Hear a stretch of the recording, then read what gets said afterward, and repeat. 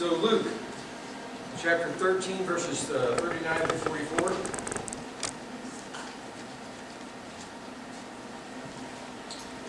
Jesus went out as usual to the Mount of Olives, and his disciples followed him.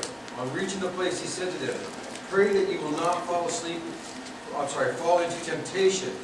He withdrew about a stone's throw beyond them and knelt down and prayed, "Father, if you are willing, take this cup from me.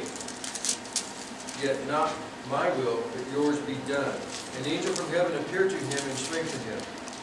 And being in anguish, he prayed more earnestly, and his sweat was like drops of blood falling to the ground. So whenever I was told what the topic was, I only really had two thoughts.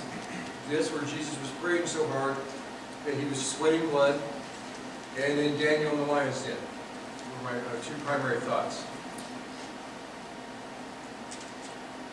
So what are your thoughts from this scripture?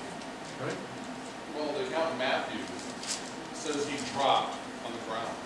And I love the imagery of that, because sometimes our grief or our problems are so severe that we're weakened by them. And I know, given the text, that Christ had to be wrestling with this. In fact, he says he asked his Father to take this away from him, but then yielded. He said, "But whatever your will is, let that be."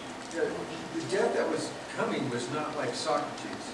I mean, the Greeks make big hay out of Socrates refusing to leave whenever he was sentenced to death, but he would be allowed to leave the city once he ever came back. Instead, he stayed and he drank the hemlock. Well, hemlock is basically nightshade family, I believe. And what it does is it simply takes away the feeling, throws from your extremities, until it just shuts everything down. So, as an execution method, pretty progressive in that it is very humane. If you can call killing somebody humane. What was the death Christ was facing? Oh yeah, he's going to get beat down, he's going to get hit the cat of nine tails, and just basically fillet his entire back, and then he is going to be crucified on the cross. Hemlock seems pretty agreeable when those are your choices. Yes, sir. He was asking also for full understanding of what was about to happen, and he maybe wasn't 100% sure he accomplished his mission, if you want to call it a mission. Absolutely. Can you imagine if Christ had done another 3 years of evangelizing before his death? Yeah, and he could have, right? That's Luke 22. Thank you. There's Luke 22, 39 through 44, not 13.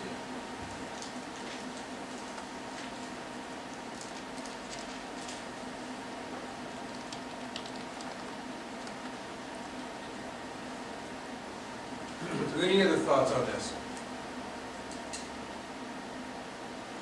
So we'll go ahead and do 45 and 46 as well.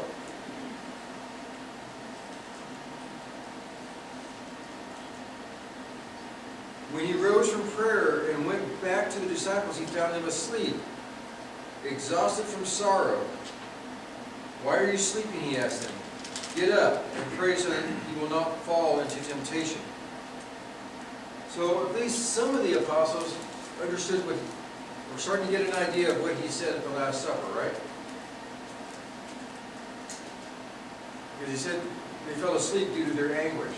So they were understanding that something bad's coming down the track, right? What's your thoughts on this?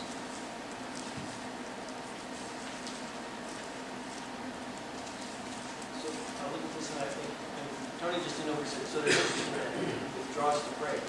So that you're saying that would be pray. And it occurs to me, there's some stuff that I love my kids, and some terrible things happen, and maybe I don't let the kids know all the information because they couldn't handle it. You know?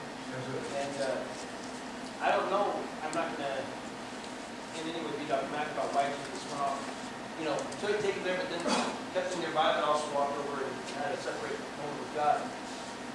But it wouldn't surprise me if that was part of the reason why, is that they can't really handle what is coming down, for them to actually see the grief and sorrow that they would be able to deal with.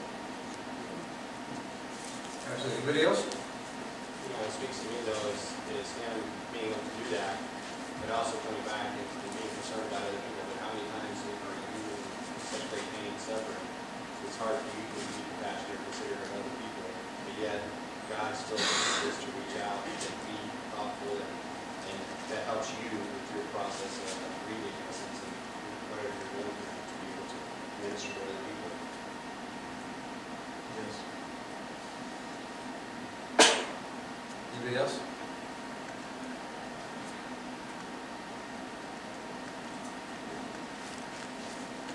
We'll move on to 1 Peter, chapter 4, verse 8. Then expand it 7 through 11. The end of all things is near. Therefore be alert and sober minded, so that you may pray. Above all, love each other deeply, because love covers a multitude of sins. We'll stop there. So what do you think they're talking about with prayer here? What was the, First Peter what?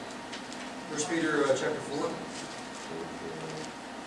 verses 7 and 8. Got a bit more than that up there. We don't have a, we're still in the mood. Record. There. Okay, there. I flipped the slide because I didn't get it there. Thank you. So the end of all things is near. Therefore be alert and sober mind, so that you may pray. So a lot of people, when they talk about prayer, especially in the secular world, what do they really think about prayer whenever you listen to them on the news? They do prayer and nothing else, right? Oh, they do prayer in emergencies. You get prayer in emergencies.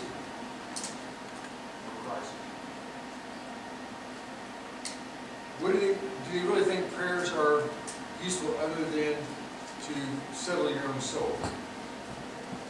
Whenever you watch it on the news. No. They heckle it. They said, oh, you pray instead of doing something real, right? I gotta mention something my son told me. He says, you know, when you're in the Army, there's a lot of atheists around, so they're in a foxhole and there's shells going on.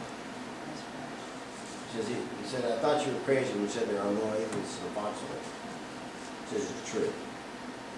They learn how to pray quick. So they only pray when they're in trouble. When everything's going right, who needs God? That's the point. We need God all the time.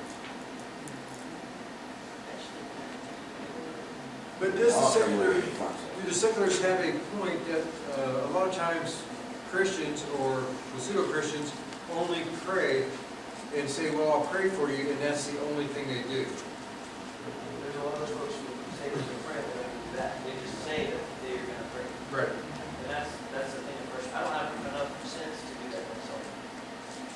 I'll tell you guys, 99% of the time, if I tell you, hey, I'll pray for you, but I don't stop what I'm doing to pray for you right now, I'm not going to do it. So I make the point myself. If I say I'm going to pray for you, I'll say, let's stop and let's move with that now. Not because I'm trying to be a punk, but because I want to make sure I honor that. I'm going to say it, I honor that. So at the same time, whenever we pray, we should make sure they see that we're also doing something tangible, and at the very least to take away that argument. Yes, ma'am.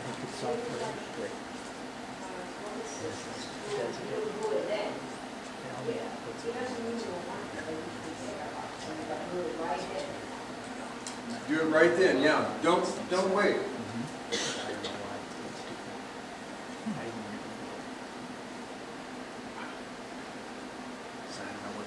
It freaks them out when you do.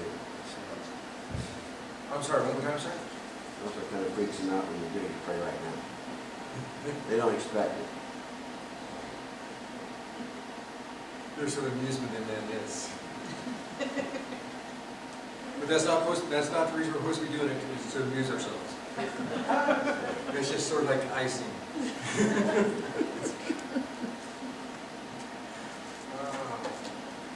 It says they're in a minute. Excuse me. That slide should be deleted, that shouldn't be there. There we go, back to Daniel.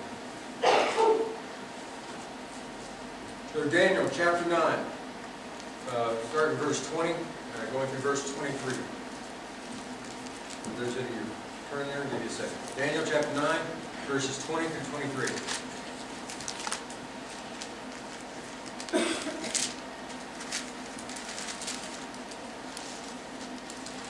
While I was speaking and praying, confessing my sin and the sins of the people of Israel, and making my request to the Lord my God for his holy hill, basically referring to Jerusalem. While I was still in prayer, Gabriel, the man I had seen in an earlier vision, came to me in swift flight about the time of the evening sacrifice. He instructed me and said to me, Daniel, I have now come to give you insight and understanding. As soon as you began to pray, a word went out, which I have come to tell you, for you are highly esteemed. Therefore, consider the word and understand the vision. So who is Gabriel that we're referring to here? Angel. It's an angel. I believe it's referred to the Archangel Gabriel, although there may be more than one Gabriel. So it says while Daniel was praying and speaking, right? Daniel. Speaking, praying,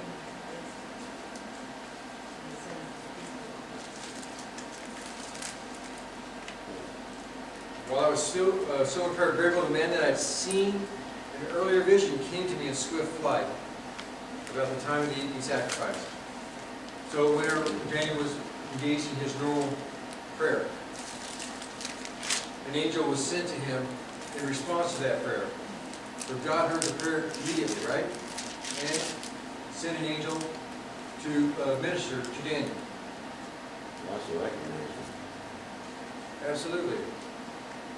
So what does that tell you about prayer? Would you consider this a powerful prayer if you've got an archangel showing up? And that means you've got some attention, right? So how do we make that happen in our lives?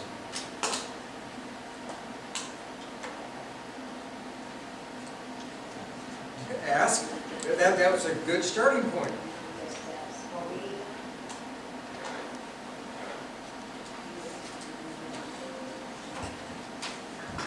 prayer was a man who Fervent prayer of a righteous. There you go. Daniel 10, verse 12, the same setting. You read- Hold on to that thought. That's the next slide. God knows everything we need. He likes us to rest. Yeah. God knows everything we need. Yes. How many of you have children, nieces, or nephews? Are you quite often looking for any excuse to bless them? Yes.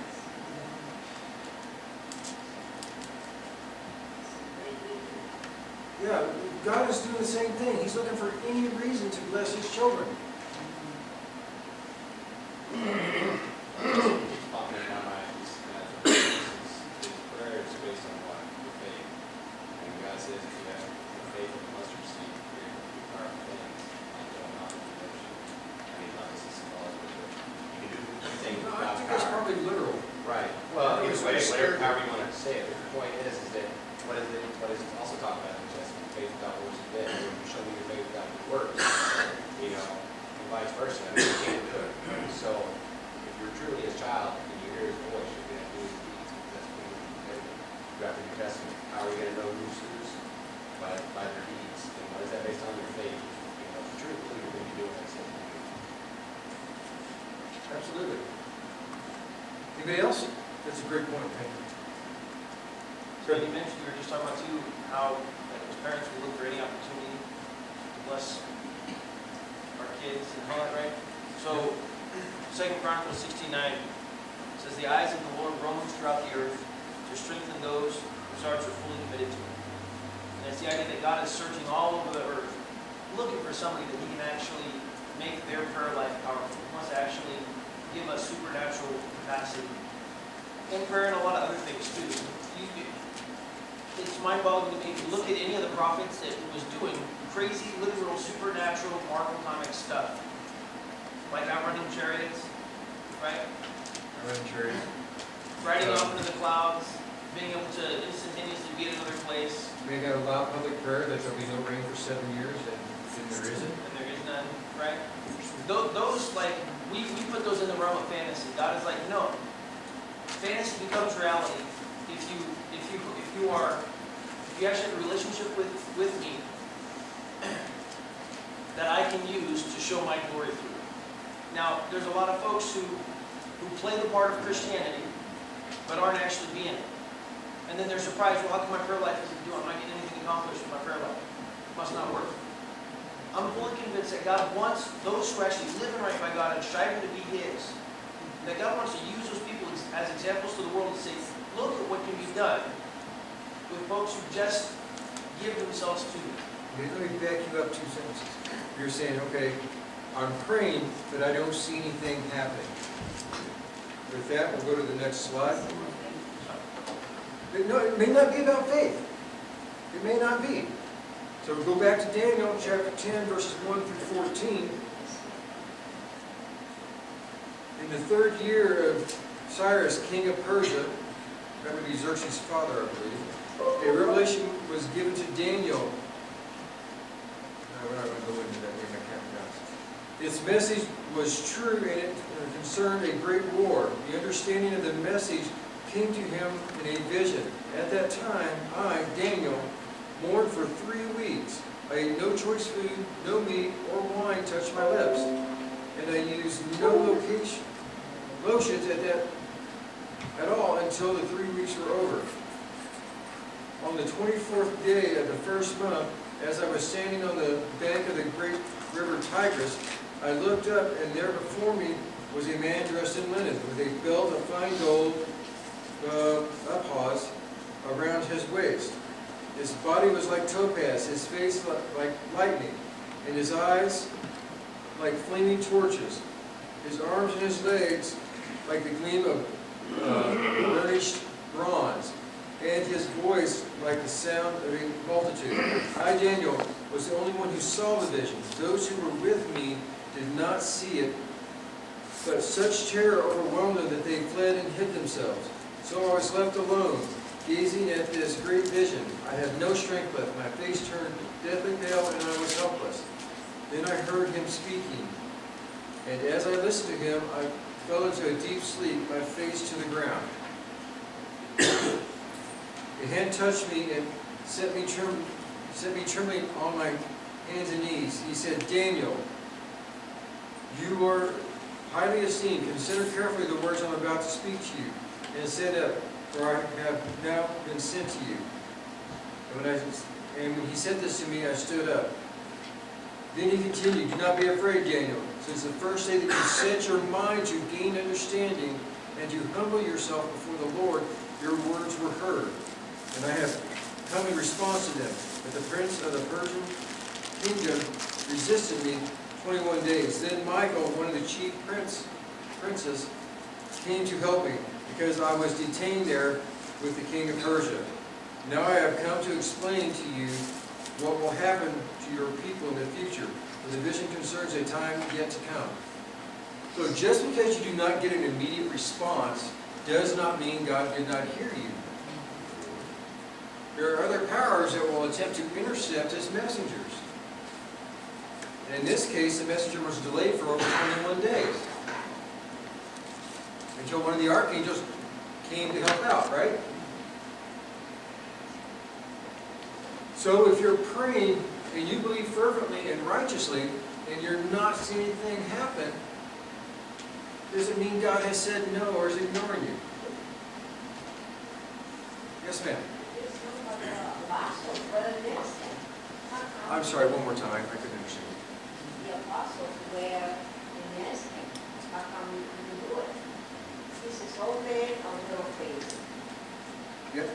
sometimes, as was just mentioned, the apostles were attempting to cast out demons, and Christ said, well, you didn't have enough faith, or this one can only be done by prayer. And you don't know what it is there, I remember that Jesus told me, "Come over, I will give you healing."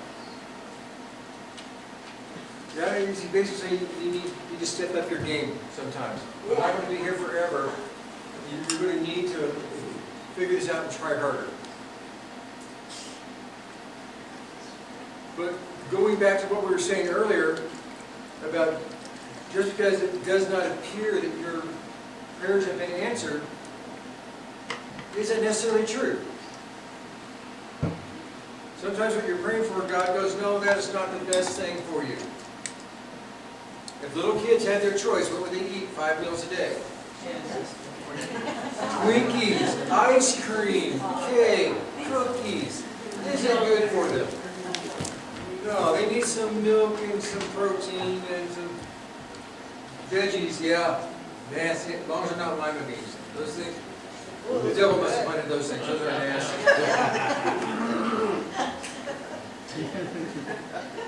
But what else could it be? Could it be God is accomplishing what you're requesting in a better way? Yes, you know better.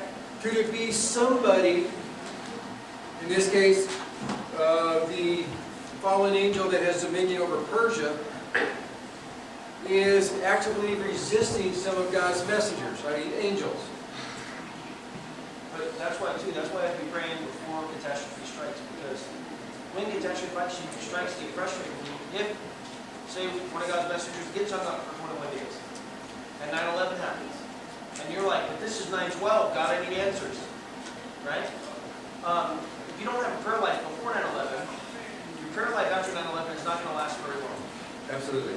You might be praying during 9/11, but probably by the 15th, you'll be done with that. If you have a regular prayer life, you can handle it. It actually teaches you to accept whatever God's will is, and the times when maybe the answer might take longer for you to arrive to you than you wanted. But it teaches you how to actually have a relationship with God that's more meaningful than feed me now. You know, church attendance went up after 9/11. That's why Absolutely. And crime rates went down. Crime rates also went down immediately after 9/11, as people were constantly staying at home to watch, or going to facilities such as sports bars that turned off the sports and turned on the news. So the bars were packed, people were watching the news instead of going out and committing acts of various stupidity, which we have quite the variety of. So what we're trying to cover this morning was how to, not what is a strong prayer life, but how to do a strong prayer life. Now I wanted to end it with, so sometimes it looks like our prayers are not being answered, or not being answered the way we wanted to, or in a timely fashion. It may not be that we are in error. And definitely, it is not that God is not concerned. He has a timeline. Remember, He is outside of time. He can see the entire wheel of time, and He knows when it is best to do a certain thing, so that it has the best impact. And so we may just have to suffer through a little bit of long road to get there. Whenever I went to walks, I'm sure some other people can testify to, we knew a little bit about day 0 at Warren Officer Candidate School. We knew we were going to get smoked about 5 times. That is a PT session where they try to run you completely to muscle failure. And then they would run you 2 miles to the next muscle failure site. And this happened like 5 times before we come back. And if you fall out anywhere during that, you're going home. So we were like, okay, since we knew it was 5, smoke session 1, yes, 1 down, only 4 more to go. And so we just keep persevering, knowing that knowing where the far side of the torment is going to be. And really that's what that entire course was. So the problem is, in life, do we know how long the season of torment is going to be? Exactly. What did the Navy SEALs say? The only easy day was yesterday? Yesterday was bad. Okay, so, thank you. Remember, there's a battle going on. We do need to keep our sword sharp. And what is our sword? It's your cue, Mark. The Word. It's a shield and sword. And whenever we're in those seasons of torment, and we don't know how long they're going to be, or exactly how rough the road is going to be, we can do all things through Christ who strengthens us. Thank you for your attention.